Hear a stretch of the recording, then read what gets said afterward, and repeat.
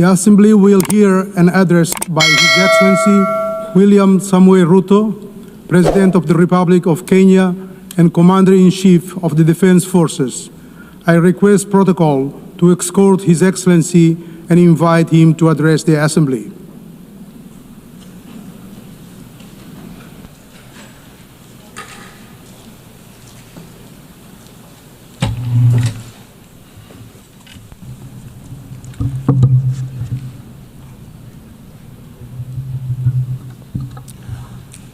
Madam President, the President of the 80th session of the UN General Assembly, Madam Annalena Baerbock, Secretary General of the United Nations, Antonio Guterres, Excellencies, Heads of State and Government, distinguished delegates, ladies and gentlemen. I congratulate you, Madam President, on your election to preside over the 80th session of the UN General Assembly. Madam President, you can count on Kenya's full support throughout your tenure as you steer the Assembly into the future. Ladies and gentlemen, 8 years ago, in the aftermath of the unprecedented global destruction and devastating war, the international community came together in hope. They created this organization, the United Nations, as a shield against the horrors of war, as a platform for dialogue, and as a bridge to a better, fairer, more secure global community. What is often forgotten or not mentioned today is that the United Nations grew out of the failure of the League of Nations that existed between 1919 and 1945. The League of Nations did not collapse for lack of good intentions or noble objectives. Formed at the end of the First World War and as part of the Treaty of Versailles, it was humanity's first attempt to build a permanent international organization to stop aggression and war and bring nations together. Its ambitions were to achieve collective global security, disarmament, peaceful dispute resolution, and cooperation on humanitarian and social issues. Despite these ideals, the League of Nations failed. The United States never joined, other great powers came and went, and without enforcement authority, its condemnation carried little weight.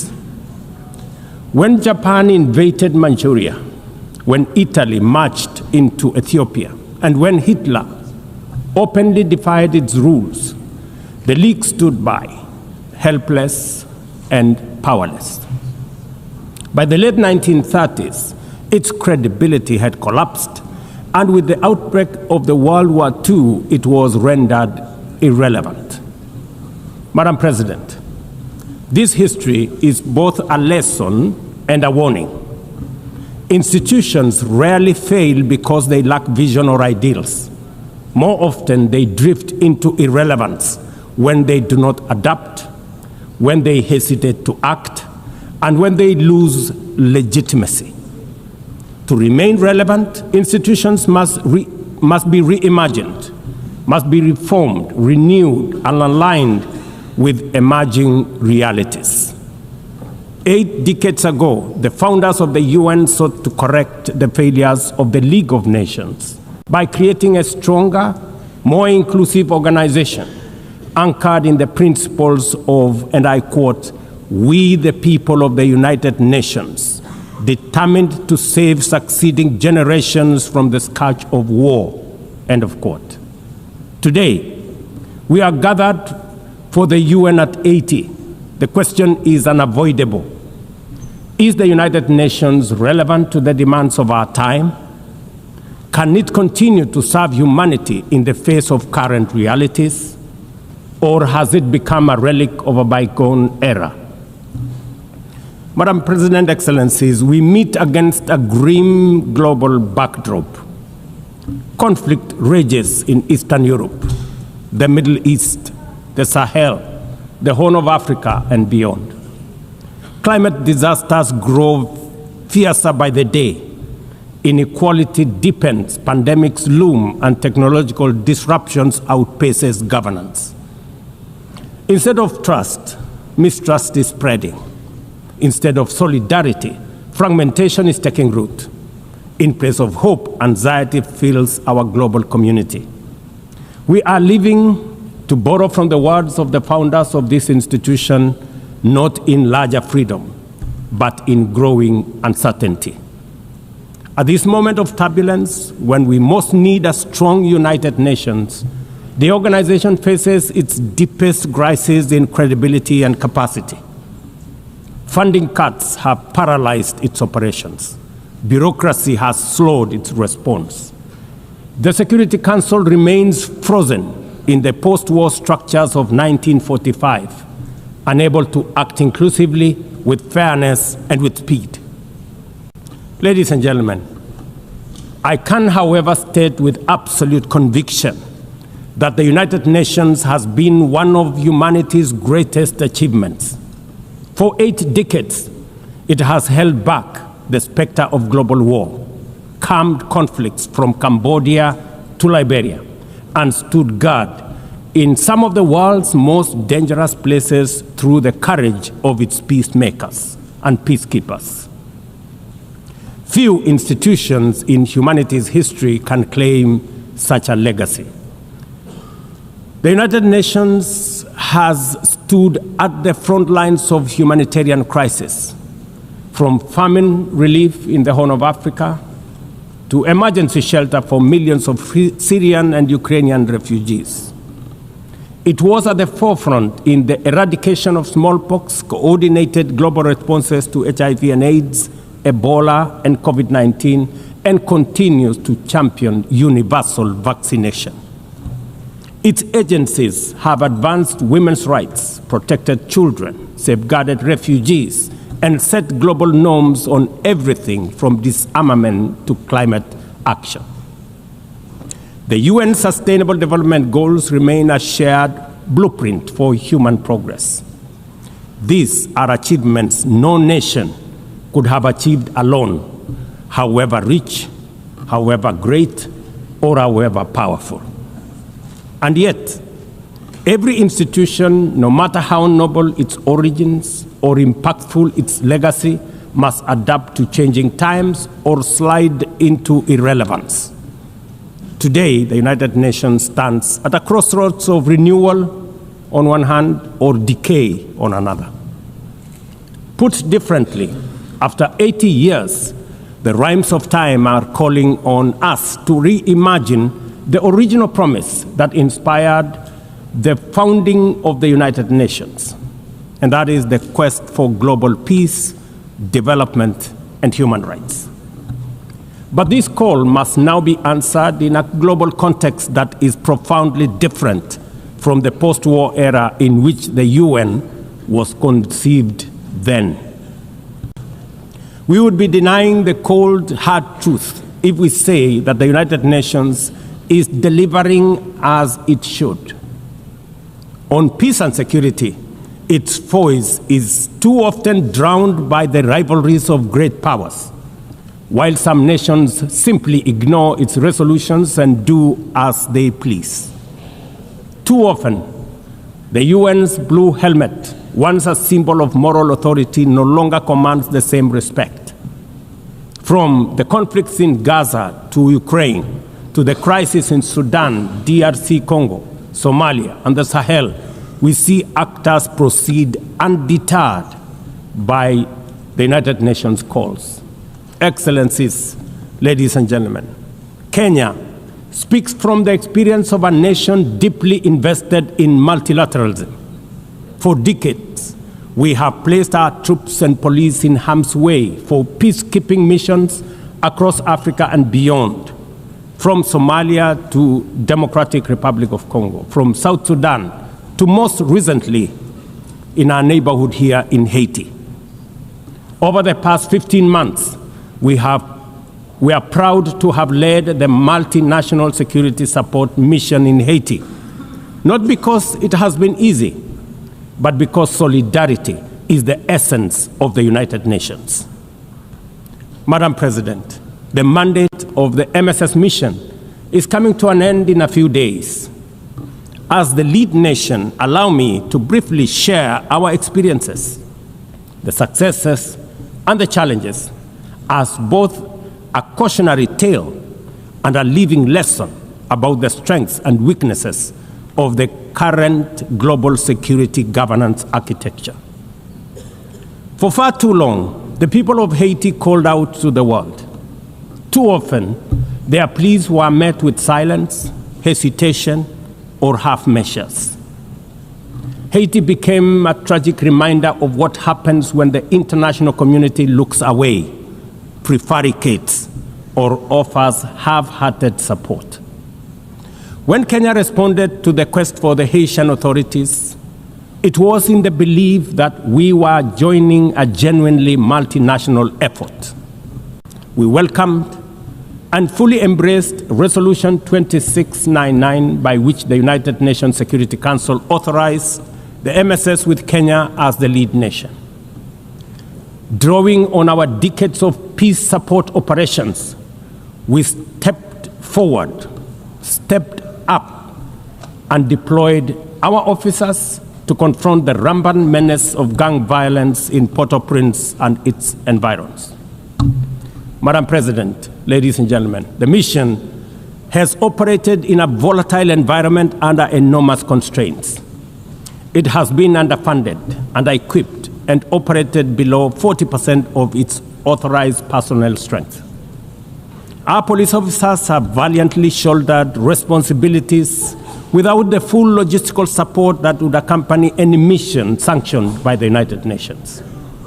Despite these challenges, and against all odds, the MSS has delivered results many thought were impossible.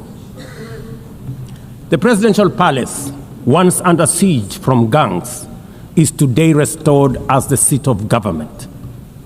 The police headquarters and the police training center, once overrun by gangs, are now secure, with the academy resuming the training of new police officers, over 700 of whom graduated a few months ago. Schools that have been shattered by violence have reopened, with children back in class, learning and progressing.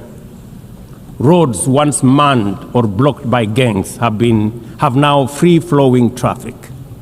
Cases of kidnapping and extortion have reduced sharply. The airport and the seaport, once surrounded by gangs, are now abuzz with normal operations. Which begs the question, if so much could be achieved with limited resources and stretched personnel within just 15 months, what more could have been accomplished if the United Nations fraternity had truly acted together in solidarity with the people of Haiti? From this podium, I wish to assure all partners and actors that with the right personnel, adequate resources, appropriate equipment, and necessary logistics, Haiti's security can be restored. Gangs can be neutralized and the safety of streets, schools, hospitals, and homes secured. The continued harassment, abductions, and criminal acts undermining the lives of Haitians are unacceptable, unjustifiable, and must be stopped by this organization, the United Nations. Madam President,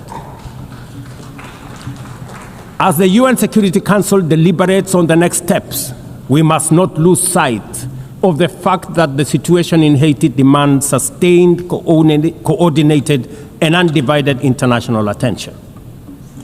A careful and orderly transition from MSS is essential to consolidate the hard-won gains so far achieved.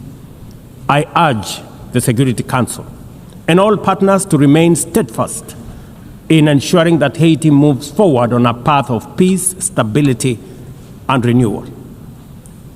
Ladies and gentlemen, on human rights, our principle is clear and unwavering. The protection of civilians and respect for humanitarian law cannot be applied selectively. We cannot condemn suffering in one place and turn a blind eye in another.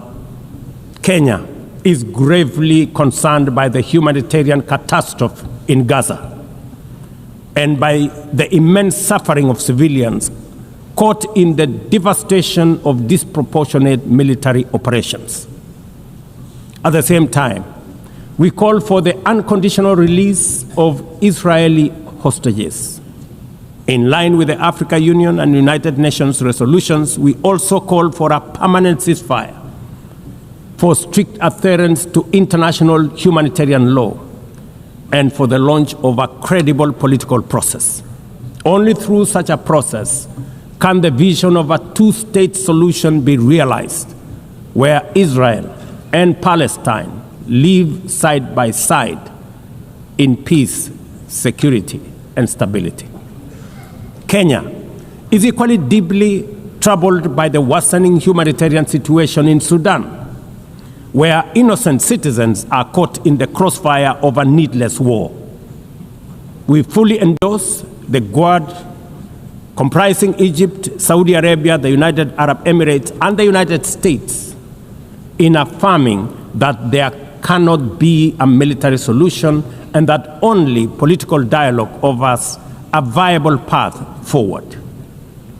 We join the Quad in urging all parties, including SAF, RSF, and the external actors, to respect Sudan's sovereignty, unity, and territorial integrity, and firmly reject any attempts to divide the country, reaffirming our unwavering support for a unified Sudan for the benefit of all its people. Excellencies, distinguished delegates, those who look to the future with a clear vision know that climate change is not only the single greatest threat of our age, but also one of the greatest transformation opportunities of our time. The global stocktake has made it plain that the world is off track.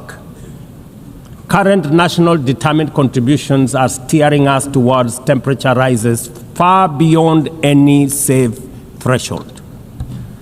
This is the difference between survival on one hand and devastation for millions across the world on the other. Kenya and Africa are not passive victims of this crisis. We are taking bold steps showing that climate action is not only possible, but can also be the foundation for inclusive growth.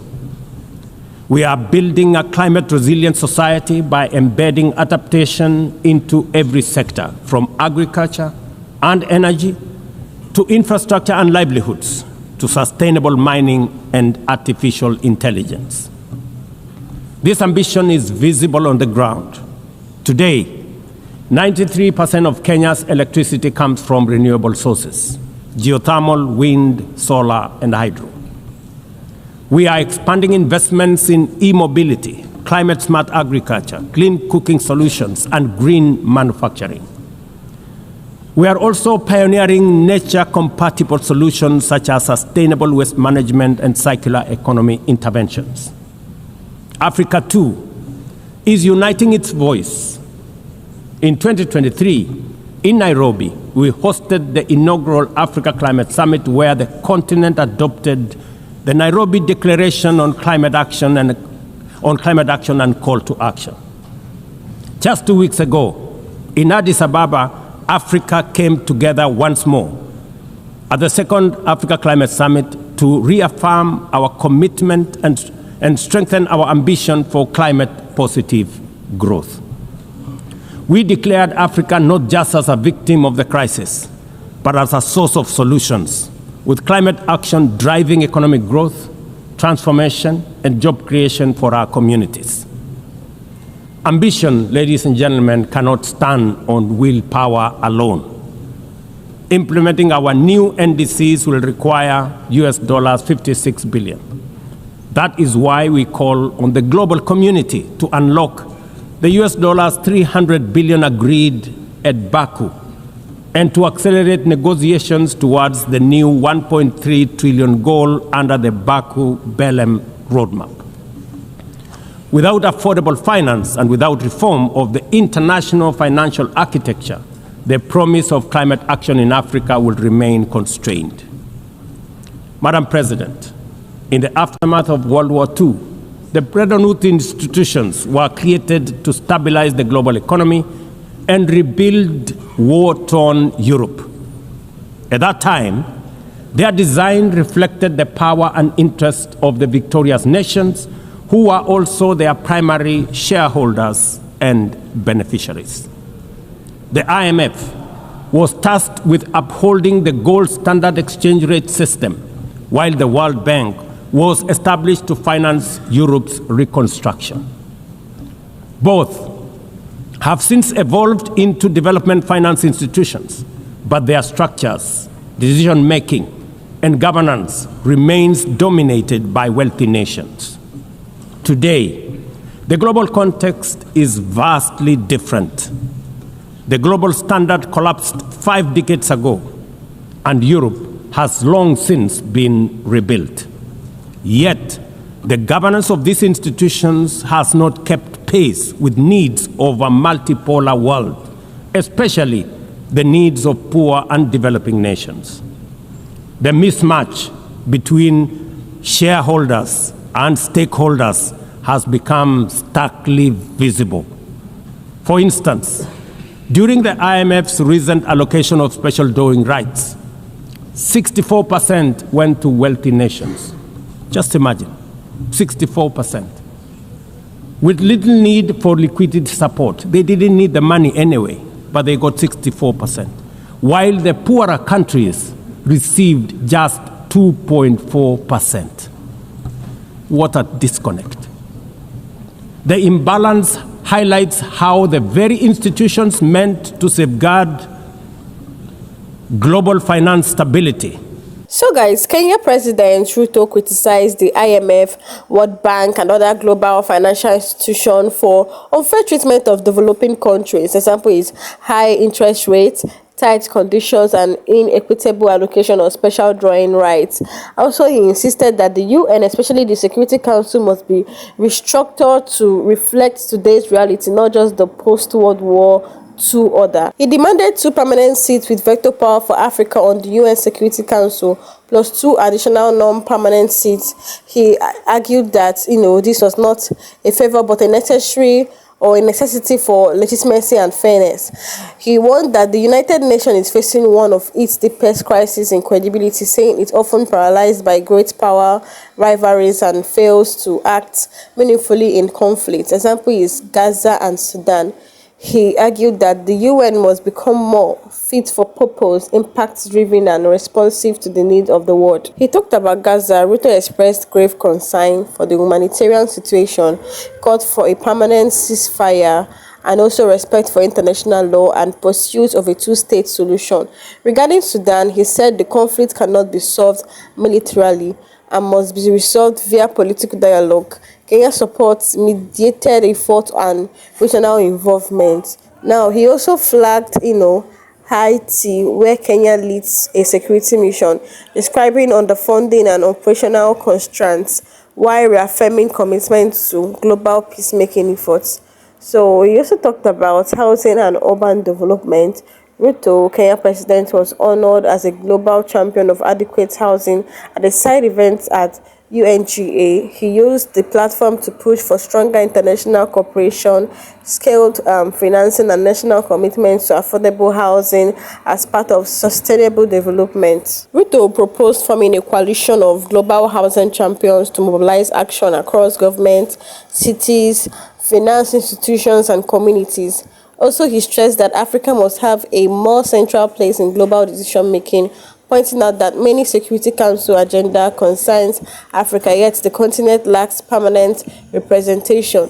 He emphasized the need for equitable access to development, finance, inclusive growth, and support for African climate agendas. Ruto positioned himself as a voice for the Global South, saying the current order systematically disadvantages developing countries.